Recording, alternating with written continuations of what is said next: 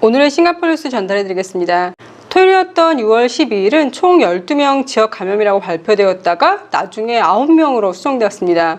3명은 추후 테스트에서 음성으로 밝혀졌다고 합니다. 일요일이었던 6월 13일은 총 10건의 지역 감염이 있었고요.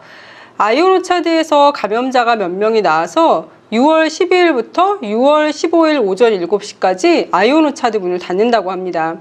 오전 7시까지니까 수요일인 15일에는 아이온 오차드 방문이 가능하겠습니다. 6월 3일부터 6월 11일까지 아이온 오차드에 방문하신 분은 무료로 검사를 해준다고 하니까요. 꼭 테스트를 받으라고 합니다. 래플시티에 있는 플루턴 헬스 테스팅 센터와 쇼 센터에 있는 래플스 메디컬 센터에서 테스트를 해준다고 합니다. 지난주 토요일에 이미 700명이 넘는 아이온 오차드를 방문한 사람들이 두 곳에서 모두 코로나 테스트를 받았다고 합니다. 가족의 안전을 위해서 증상이 없으셔도 테스트를 한번 받아보시는 게 좋을 것 같습니다. 부킨메라 마켓에서도 감염자가 2명이 나와서 소독을 하기 위해서 일요일부터 내일인 화요일까지 문을 닫는다고 합니다. 부킨메라 마켓과 푸드센터에 5월 25일부터 6월 10일 사이에 방문한 사람은 무료로 코로나 테스트를 받아보라고 합니다. 월요일인 오늘은 총 25건의 코로나 감염 중 지역 감염이 18건, 외국인 기숙사에서 1건이 나왔습니다. 한날여관 문을 닫았던 주얼창이가 6월 14일부터 재개장을 한다고 합니다. 로컬 아이들은 지금 여름방학인데요. 원래는 6월 28일이 개학인데 모든 아이들이 한꺼번에 학교 가는 게 아니라 점차적으로 등교를 시킨다고 합니다. P1부터 P3까지는 6월 28일부터 일주일간 온라인 수업을 하고요. 7월 5일은 학교 쉬는 날이라 7월 6일부터 등교를 한다고 합니다.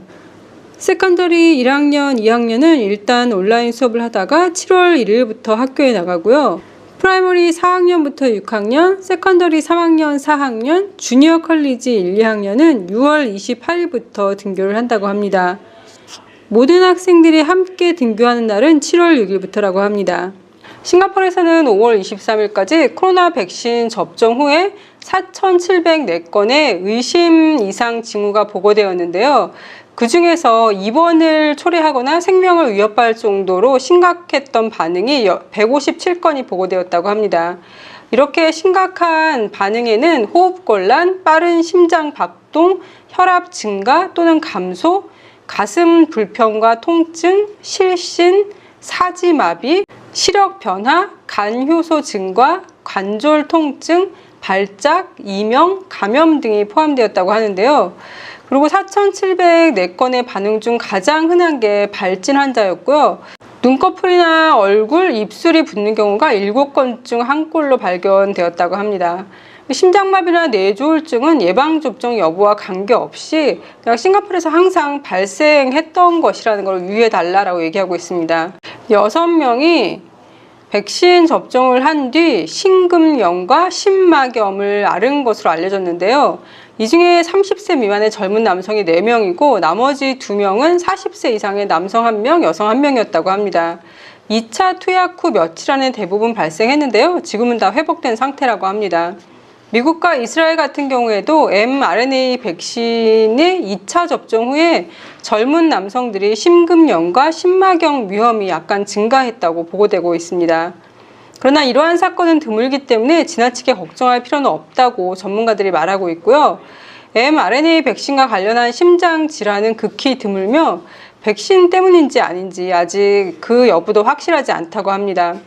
심근형 증상이 어떤 건지 찾아봤어요. 그랬더니 피로하고 숨가쁘고 부종 등이 있을 수 있고 일부 사람들은 심장이 굉장히 빠르게 뛰는 게 자각이 된다고 합니다. 심할 경우에는 실신을 하거나 사망을 할 수도 있다고 합니다. 심막염 증상은 주로 가슴 통증에 있는데요. 협심증 증상과는 조금 달리 통증이 굉장히 날카로운 느낌이고 숨을 들이마실 때 더 아프다고 합니다. JP모건 보고서에 따르면 미국, 영국, 독일을 포함한 많은 나라들에서 모더나와 파이자, 아스트라제네카 접종 후 코로나 감염률이 낮아졌다고 합니다. 하지만 아프리카 변이는 줄어들지 않았다고 하는데요. 아프리카 변이는 미국에서는 거의 발견되지 않았고 프랑스와 일본에서 널리 퍼지고 있다고 합니다. 백신 업체들은 이 백신 효과를 높일 수 있는지 알아보기 위해서 백신을 재구성하고 있다고 합니다. 싱가포르에 많이 퍼져 있는 인도 변이에 대한 백신 효능 보고서는 아직 없었다고 합니다. 주말에 실오라기 하나 걸치지 않은 남성이 아침에는 오토바이를 타고 달리는 모습으로 찍혔고요. 저녁에는 남의 차 위에 올라가는 모습으로 SNS에서 사진이 많이 퍼졌는데요. 이 남성은 결국 체포되었는데 싱가포르에서는 공공장소에서 이렇게 다니면 최고 3달간 감옥에 보내줄 수 있거나 아니면 2,000불까지 벌금에 처해질 수 있거나 둘 다 받을 수 있다고 합니다. 잘난 부키미라에서는 칼로 10대 3명을 위협한 7명의 남자들이 잡혔는데요. 이 남자들도 나이가 많지 않아요. 10대 중반부터 20대 초반까지인데요. 7명 중 2명이 카람밭이라고 불리는 칼을 가지고 있었고 그중 1명이 실제로 그 칼을 휘둘러서 피해자들 중에 2명이 병원에 실려갔다고 합니다. 토요일 밤에 벌어진 일인데요. 아주 가끔씩 이런 뉴스가 신문에 나와서 저도 아들한테는 가급적이면 밤에 해진 다음에는 다니지 말라고 얘기를 했습니다. HDB 리셀 가격이 계속 올라가고 있는데요. 우리나라로 치면 주택공사 아파트 같은 거거든요. 100만 불이 넘는 리셀 HDB가 계속 나오고 있어서 앞으로 이 가격이 일반화가 되는 건가라는 기사가 있었습니다. 1991년 필리핀에서 피나투보 산이 화산으로 폭발을 했대요. 그때 2천만 톤의 아황산 가스와 화산재를 대기 중에 높게 분출을 했는데요. 너무 높게 분출해서 아황산 가스와 화산재가 수년 동안 대기 중에 머물렀다고 합니다. 그렇게 머물러 있으면서 지구 표면에 도달하는 햇빛을 차단했는데요. 그 결과 1991년부터 1993년도까지 지구 온도가 약 0.5도가 내려갔다고 합니다. 3월에 미국의 국립과학공학 및 의학 아카데미는 연방정부에 적어도 1억 달러를 들여 지구 표면에 도달하는 태양광선을 반사하기 위한 태양-지구-공학 전략에 대한 연구를 수행할 것을 촉구했는데요. 이것은 성층권에 이산화황과 같은 특정 에어로졸을 주입하여 다시 우주로 햇빛의 반사를 증가시킴으로써 이루어질 수 있는데요. 1991년 화산 폭발의 영향을 모방한 것이라고 합니다. 구름보다 높은 성층권의 입자들은 비에 쉽게 없어지는데 오랜 시간이 걸린다고 해요. 각국은 현재 지구온난화를 산업화 이전 수준보다 1.5도 이상 높이지 않게 하기 위해서 노력을 하고 있는데요. 왜냐하면 이거보다 온도가 더 올라가면 재앙적인 결과를 초래할 수 있기 때문이라고 합니다.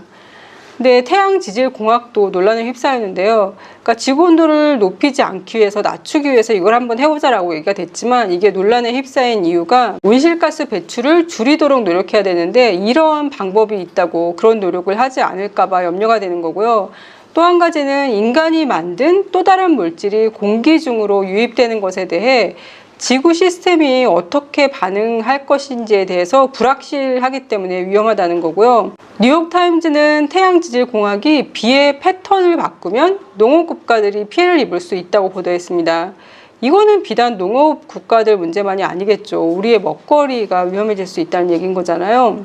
이렇게 뭔가 또 성층권으로 쌓아 올라서 햇볕을 반사시켜서 지구온도를 내리기보다 정말 근본적으로 문제가 좀 해결되면 좋겠습니다. 이광수 씨의 마지막 방송이 나왔다는 기사도 있었는데요. 이광수 씨가 없는 런닝맨이 상상하기 좀 힘든데 금방 다시 런닝맨으로 돌아왔으면 좋겠습니다. 세계 최정상 발레단인 프랑스 파리 오페라 발레단에서 활약 중인 발레리나 박세은 씨가 입단 10년 만에 수석 무용수에 올랐다는 기쁜 소식도 있었습니다. 한국이 7월부터 백신을 맞은 사람은 한국에 돌아갈 때 격리를 하지 않아도 된다고 발표를 했는데요. 물론 한국에 도착하기 전에 코로나 테스트를 해야 되고 음성을 받아야 되고 또 도착하고 나서도 코로나 테스트를 해야 한다고 합니다. 하지만 이 정책은 한국인이나 한국에 살고 있는 외국인, 유학생, 외국 사업가 등의 하나고요. 코로나가 많이 퍼져서 위험 국가로 지정된 국가에서 오는 사람들은 이 정책에 해당되지 않는다고 합니다. 내년 여름방학 때면 아이들도 모두 접종을 끝내고 한국에 들어갈 수 있지 않을까라고 조심스럽게 예상해 봅니다. 그럼 오늘도 행복하고 건강하세요.